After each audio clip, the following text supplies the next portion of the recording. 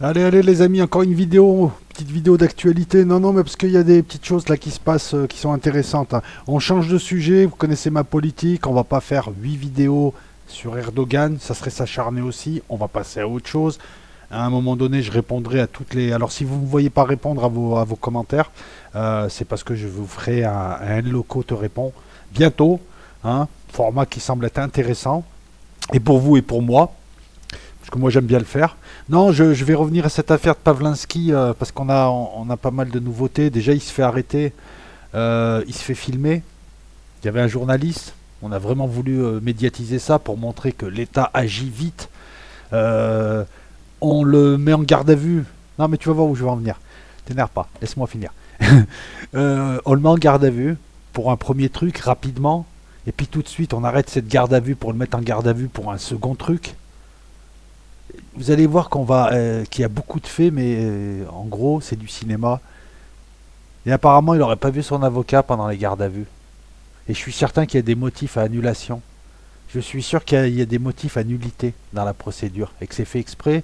Ensuite, il est arrêté comme de par hasard. Il y a un journaliste qui a été averti pour bien que le brave peuple voit que la République réagit. On s'attend à ce qu'il soit un petit peu mis au cachot, quoi, tu vois, parce qu'ils auraient pu le maintenir en détention. C'est un type qui a fait virer l'un des proches de Macron, une personnalité importante de LREM, tellement importante qu'on l'avait placé, on l'avait placé pour l'élection. Il représentait la République en marche, Benjamin Griveaux, à Paris. Et il était troisième, certes, mais il était là. En l'attaquant, tu attaques le parti à Macron, tu attaques Macron. Et les gars, ils le relâchent après la garde à vue. Garde à vue de 48 heures, c'est rien du tout. Tu fais ça sur une jambe. Vous voyez, non, c'est juste pour dire, ouais, ils ont réagi pour que le bon peuple se dise, ah, l'État a réagi et tout. Mais en fait, rien qu'à ça, on sent que ça vient de LREM, que Macron a donné le feu vert, que Pavlinski fait. Moi, je pense que Pavlinski fait ça à l'insu de son plein gré. C'est-à-dire que, comme dirait Virenque, je suis pas sûr qu'il sache qu'il ait été pigeonné. Moi, je dirais plutôt que c'est Alexandra de Taddeo, sa compagne, là, qui monte ses nibards, et qui apparemment fait partie de ces hirondelles, parce qu'elle va chauffer des ministres. Elle a déjà tenté avec, je crois, Casper. Je sais plus comment il s'appelle. Non, pas Casper le fantôme, mais un autre homme politique. Elle a déjà tenté. Alors, sa technique, c'est de demander des interviews, de faire la belle, et ensuite de charmer les types, de les chauffer. Et après, d'obtenir des vidéos. Donc, je pense que c'est plutôt elle qui est dans la combine avec Juan Branco. Et que après, si on remonte la chaîne, on va retrouver Son Forgette parce qu'ils ont l'air amis. Alors, c'est un drôle de député de la République, notre ami Son Forgette, là, Joachim Son Forgette, là, le genou de la République. Donc, je pense que ça vient d'eux. Je me demande même si Pavlinski est au courant. Je ne pense pas. Je pense qu'il a été manipulé. Mais lorsqu'on voit le cinéma qui est donné quant à son arrestation et en fait la tiédeur, la faiblesse des mesures coercitives qui sont prises, ils auraient pu le maintenir en détention. Pourquoi ils ne l'ont pas maintenu en détention? Je sais pas, je serais Macron, on me ferait sauter mon candidat à l'élection pour la ville de Paris, à l'élection municipale, je serais énervé. Et puis pourquoi tout de suite l'interpeller pour une première garde à vue pourquoi tout de suite l'emmener en garde à vue pour une affaire qui date d'un mois et demi? C'est marrant, le mec il a mis des coups de couteau à tout le monde lors de la soirée réveillon, et puis un mois après il était encore en liberté. Ça aussi il faudra qu'on m'explique, hein. Bon, dans une bagarre assez impressionnante apparemment lorsque tu lis le truc. Non, on le met en examen d'abord pour ce truc, on arrête la garde à vue, on le met pas en examen, on le met en garde à vue d'abord pour cette affaire de réveillon, très vite après, pour que les gens se disent ah ben finalement l'État va réagir, enfin voilà, pour embobiner tout le monde, alors que ça vient de Macron cette affaire. Je pense que c'est, comme l'a dit un abonné, une histoire à plusieurs tiroirs et que on a fait couvrir les premiers tiroirs et on s'est servi on a manipulé un type qui a l'air d'être assez fantasque et un petit peu foldingo, on va le dire comme ça, hein. Un petit peu foldingo. Ouais, ouais, il est quand même un peu niqué de la tête, le mec. euh, on l'arrête. Vous pouvez voir les images et la vidéo de l'arrestation. C'est marrant. Ils l'arrêtent dans la rue, ils le font asseoir dans la rue. Sa compagne elle est à côté, elle le regarde. Je me demande si Pavlinski s'est pas fait pigeonner par tout le monde dans cette affaire. Ça s'est déjà vu, hein, des affaires de la République ou, hein, je sais pas. Tiens, c'est bizarre, j'ai un nom dans la tête. Georges Figon. Affaire Ben Barka, Georges Figon. Il trouve toujours des pigeons. Il trouve toujours des pigeons qu'il manipule sans que ces pigeons le sachent. Lui, je pense qu'on a dû... Je sais pas comment on l'a embrouillé avec cette histoire de site, porn politique, tout ça. C'est marrant aussi de relever que la justice agit très très vite. Hein. Quand toi tu portes plainte, ils prennent leur temps, voire même ils refusent des plaintes, parce que la police française refuse souvent les plaintes. Si tu n'as pas quelqu'un qui est avec toi, une personnalité, si tu n'as pas le bras long comme un jour sans pain, ils refusent souvent les plaintes, la police française. C'est toi qui les payes, mais ils décident, non, ta plainte, on s'en fout. Non, on n'accepte pas votre plainte, madame, voilà. Bon, là, la plainte, très vite, on a réussi à lui faire fermer son site. T'as 1 milliard de gens qui sont harcelés sur Internet, mais lui, mais quand c'est Benjamin Griveaux, le site, tout de suite, il saute. C'est marrant de voir le deux poids, deux mesures, cette prétendue République. Revenons à Pavlansky, et donc ils auraient pu le garder en détention. Ils ne le gardent pas. Sa détention, je peux vous dire déjà qu'elle est entachée de nullité. N'importe quel avocat, même moi, je peux là aller le défendre et faire sauter toute la procédure. Il paraît que son avocat l'a pas vu pendant 3 jours. Et il y a d'autres motifs de nullité. Hein. Et puis je me demande même si cette vidéo-là, ça serait pas un motif A. Enfin bref, hein, on va pas faire le juriste aujourd'hui. Et ils auraient pu l'emmerder pour son statut de réfugié politique. Alors allez pas croire la presse qui te dit oui, mais non, mais il faut qu'il ait commis un crime passible de 10 ans de prison aussi. Ça. Non, non, non, non, non, non. Il est réfugié politique. Il s'est comporté, parce que ça aussi, ils auraient pu. Ils ont même pas, si tu veux, ils ont même pas tenté de lui retirer son statut de réfugié politique. Ça a été les premiers à dire « Ah, on peut pas, la loi ne le permet pas. Si la loi le permet, tu aurais pu essayer de lui enlever son statut de réfugié politique, tu aurais pu le suspendre et tu aurais pu invoquer le fait que c'était un trouble, c'était une personnalité qui a troublé l'ordre public. Il y a eu trouble à l'ordre public et qui représente un danger pour la société française puisque avec ses agissements, il a calomnié un ex-ministre qui se présentait à une élection présidentielle. Donc on pouvait et on peut toujours tenter de lui retirer son statut de réfugié politique. Je ne dis pas que ça marche, je ne dis pas que devant un juge ça passe à tous les coups, mais en tout cas ils auraient pu l'embêter sur ça. Donc je récapitule, ce type qui me semble être un spunz, un pigeon, finalement, qui s'est fait manipuler par un avocat, voire par sa comparse, qui avait déjà essayé d'embrouiller avant Benjamin Griveaux un autre candidat politique. Donc ce type-là se retrouve d'abord en garde à vue pour une affaire à 2 balles. On aurait pu le mettre en garde à vue avant. Et tout de suite après, cette garde à vue-là est arrêtée pour tout de suite le voir soumis à une... Tout de suite après, hein, il n'est pas sorti, soumis à une autre garde à vue de 48 heures. Donc il concernait l'affaire Benjamin Griveaux. On aurait pu le garder en détention, on ne l'a pas mis en détention. Ils auraient pu le maintenir en détention. On aurait pu l'emmerder quant à son statut de réfugié politique. Ils auraient pu le mettre en centre de rétention.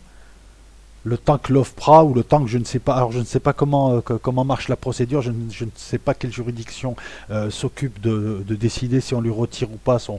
Je pense que c'est le Conseil d'État. On aurait pu l'emmerder. L'État aurait pu lui retirer son statut. Et c'était à charge pour lui de trouver un avocat pour le défendre devant un tribunal administratif, puis une cour d'appel administrative, puis le Conseil d'État, ce qui suppose 2 ans de procédure. Alors, la procédure aurait été suspensive, mais il serait retrouvé avec un titre de séjour provisoire. Ils auraient pu lui pourrir la vie. Si ce type avait agi seul, ou avec ses petits amis d'extrême gauche, ou avec sa copine seulement, s'il n'y avait pas eu derrière des gens de LREM et des gens qui en voulaient à Benjamin Griveaux et des gens qui voulaient faire sauter Benjamin Griveaux et qui appartenaient au parti à Macron, c'est-à-dire au parti au président, s'il n'y avait pas ces gens-là, ce type-là aurait morflé, comme c'est faire morfler la République. Il y a tout un tas de gens que la République, la justice a détruit. Il y avait tout un tas d'occasions pour le détruire. Qu'est-ce qu'on a fait au final? Qu'est-ce qu'il a fait? 48 heures, un peu plus de 48 heures de garde à vue. S'il te plaît, le mec c'est un gaillard, c'est un russe. Hein. Lui, les prisons françaises, la garde à vue française, pour lui c'est l'hôtel Hilton. Hein. Tu le vois, le mec, on sent qu'il a quand même un passé. Le mec, tu le mets dans la forêt, il est à l'aise, quoi. Et ensuite, allez, tu sors, voilà. Moi, je suis certain que la procédure... Alors maintenant, vous allez me dire, ouais, mais il a été mis en examen, et alors? Il est dehors et sa mise en examen, ça veut dire quoi sa mise en examen? Elle est levée à tout moment. Il va passer, dans 2 ans, il va passer peut-être devant un juge, je dis bien peut-être, et il aura rien. Là, maintenant qu'on commence à avoir des éléments avec du recul, on commence à se dire que mon hypothèse de départ, elle se tient maintenant, elle redevient non bancale, même si la nomination... Alors la nomination d'Agnès Buzyn, c'est parce qu'elle arrangeait peut-être tout le monde, et... alors est-ce que c'était Benjamin Griveaux qui gênait, ou est-ce qu'on voulait placer Villani aussi? Il faut voir ça. Mais en tout cas, ma version, comme quoi Benjamin Griveaux s'est fait défoncer par des puissants qui ont eu l'accord de Macron dans une machination digne de la 3e ou de la 4e République, avec peut-être l'intervention de Sonforget, peut-être même la complicité de cette fille, là, Alexandra de Taddeo, qui m'a l'air d'être une sacrée manipulatrice. Après, excusez-moi les filles, hein, mais bon, c'est vrai que aujourd'hui, maintenant, il faut prendre un avocat pour fréquenter des nanas, ou il faut prendre un avocat si tu vas sur les réseaux sociaux discuter avec une nana, parce qu'il y a tellement de nanas qui salissent les femmes que, si, c'est une réalité, je veux dire, entre les michetonneuses, les tarés, les sournoises qui racontent des bêtises parce que tu les vires, tous ces gens, voilà, donc...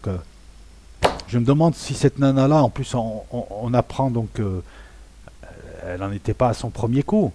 Une grosse opportuniste qui va montrer ses nibards, qui va chauffer des gens, tu sais, à Paris, voilà, tu sais, c'est quelqu'un qui sait y faire. Puis on se demande, voilà, elle vient d'une famille de Bourges. C'était elle qui l'entretenait d'ailleurs. Je crois qu'il vivait chez elle dans le 16e ou dans le 6e, ou enfin un arrondissement de bourgeois.